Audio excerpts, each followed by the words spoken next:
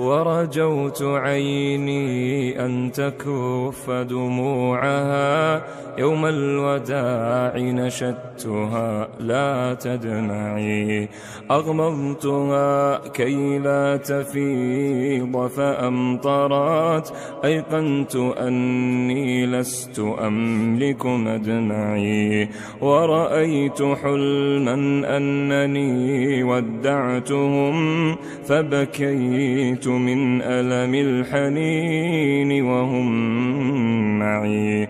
مر علي بأن أودع زائرا، كيف الذين حملتهم في أضلعي.